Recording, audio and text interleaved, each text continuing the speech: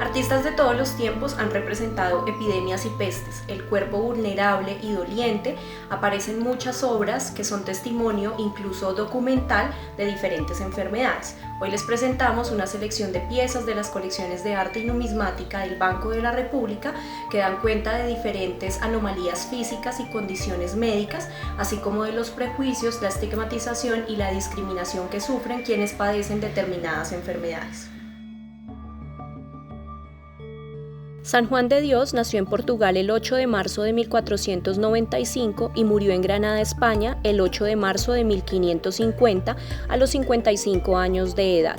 En 1539, tras asistir a un sermón de San Juan de Ávila, se arrodilló y comenzó a gritar rogando misericordia del Señor por sus pecados.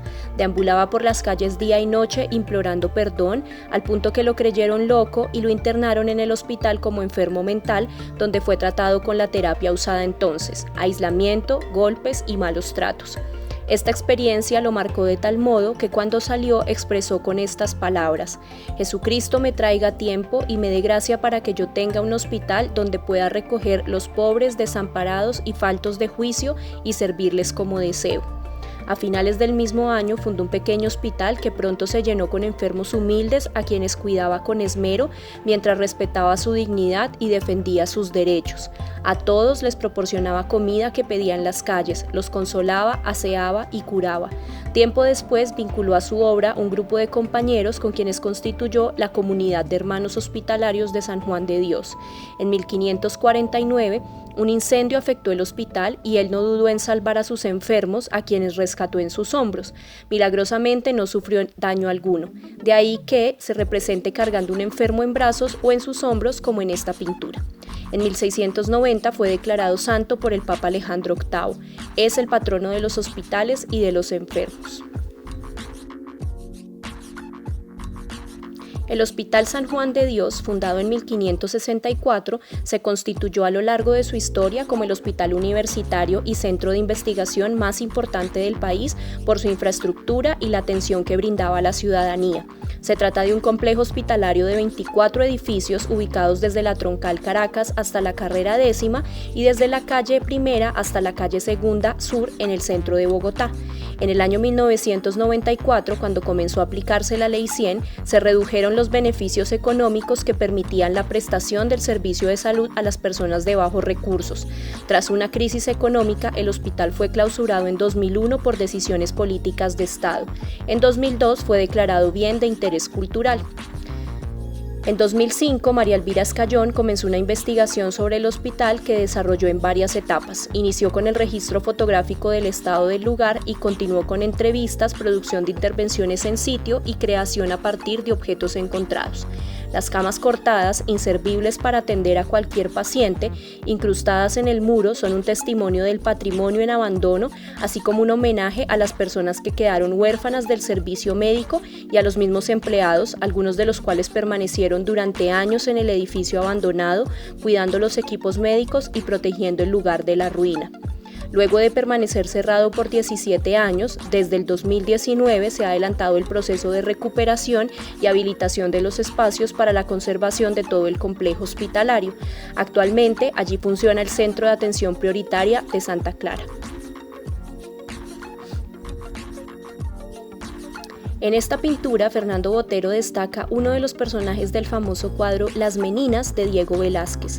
Se trata de María Bárbara Askin, conocida como Mari Bárbola, quien llegó a España procedente de Alemania tras la muerte de su primera señora y se incorporó a la corte como una de las damas de compañía de la infanta Margarita de Austria. Esta mujer tenía acondroplasia, un trastorno genético que afecta el crecimiento de los huesos. Es la forma más común del enanismo o estatura baja, caracterizada por tener la cabeza más grande de lo normal, el tronco de tamaño promedio y las extremidades cortas. Como ella, había muchas personas con su misma condición que formaban parte de las cortes medievales con fines de servicio y entretenimiento, pues en la época solo así podían asegurarse de satisfacer las necesidades básicas de alimentación, vivienda y vestuario. Contrario a lo que se creía en la época, las personas que tienen esta condición tienen capacidades intelectuales normales y pueden desarrollar las tareas diarias con total independencia.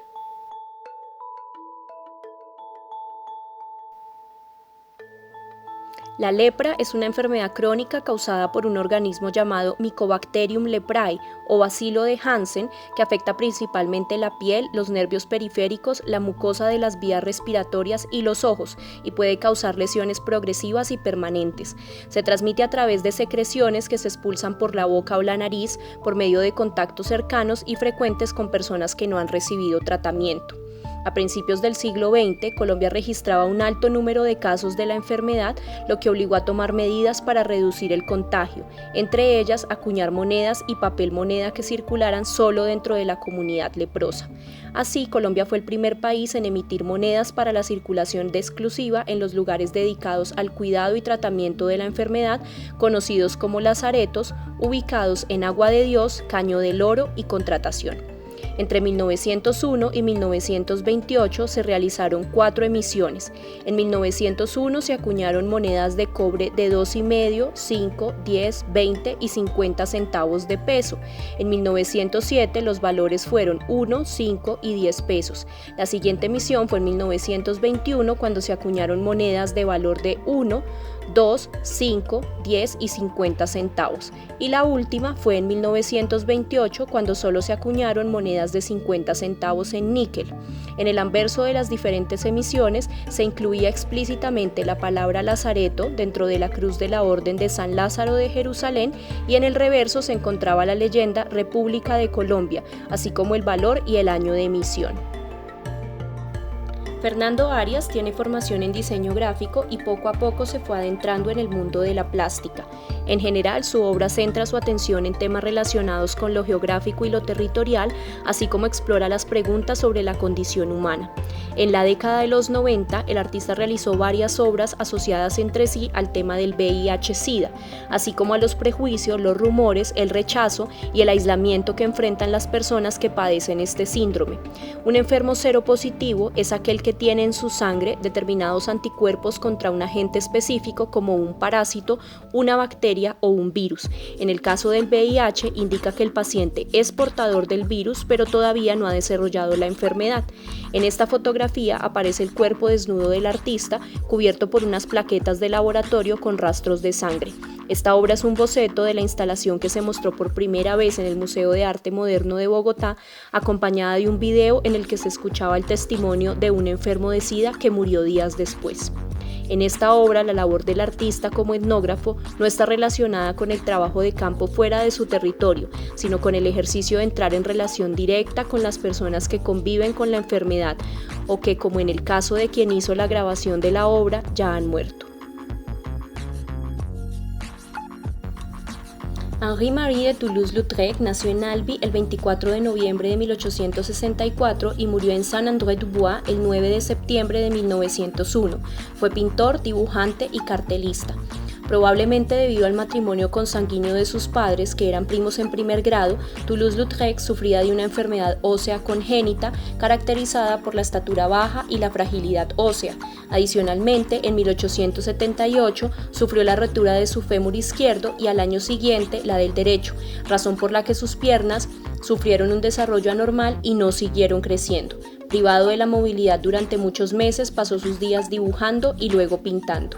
En 1881 se trasladó a París, donde entró en contacto con la vida bohemia. Solía frecuentar cabarets, por lo que la mayoría de sus obras representan personajes del espectáculo y la vida nocturna como actores, payasos, bailarinas y prostitutas. Tenía problemas de alcohol, por lo que en 1899 fue internado en una clínica para someterse a un tratamiento de desintoxicación etílica. Posteriormente sufrió una parálisis que lo obligó a abandonar su estudio para refugiarse con su madre en el castillo de Mahomet, donde falleció. Fidel Alfonso González Camargo nació en Bogotá el 20 de septiembre de 1883 y murió en Cibaté el 23 de agosto de 1942. Fue pintor, dibujante, grabador, caricaturista, ilustrador y escritor. Inició estudios de odontología que abandonó rápidamente para ingresar a la Escuela de Bellas Artes, donde estudió con los maestros Ricardo Acevedo Bernal, Ricardo Moros Urbina, Andrés de Santa María, Roberto Páramo y Francisco Antonio Cano. González Camargo fue un niño tímido, introvertido, consentido, demasiado protegido por su madre y sus hermanos, especialmente por Luisa, con quien tenía una amistad especial. En 1921, la muerte de su madre, centro de su vida afectiva, seguida de la muerte de su hermana Tulia, 8 días después, afectó de tal modo al artista que sufrió una crisis nerviosa que se manifestó a partir de 1923. Por tal razón, permaneció en su casa, cuidado por su hermana, y a mediados de la década de los 30 fue internado en la Clínica para Enfermos Mentales de Cibaté, donde falleció en 1942. Practicó los géneros del paisaje y costumbrismo. El pequeño formato de la mayoría de sus óleos sobre cartón reafirma su voluntad intimista y su carácter introvertido y discreto. Este grabado representa al Dr. Benjamin Minch Duggar, que nació el 1 de septiembre de 1872 en Alabama y murió el 10 de septiembre de 1956 en Connecticut. Fue un científico estadounidense experto en botánica y micología que, en 1945, mientras trabajaba en los laboratorios farmacéuticos Lederle, descubrió la aureomicina o clortetraciclina a partir de una bacteria que cultivó de una muestra de suelo. Este antibiótico de vía oral actúa contra diferentes microorganismos como el estreptococo, el estafilococo, el neumococo, el meningococo y el gonococo, capaces de causar diversas infecciones y procesos invasivos severos como la amigdalitis, la endocarditis, la neumonía, la meningitis y la blenorragia, respectivamente. El autor, José Luis López Pavía, fue un grabador español nacido en Madrid en 1925 y quien se desempeñó como grabador auxiliar primero en la Fábrica Nacional de Moneda y Timbre de España.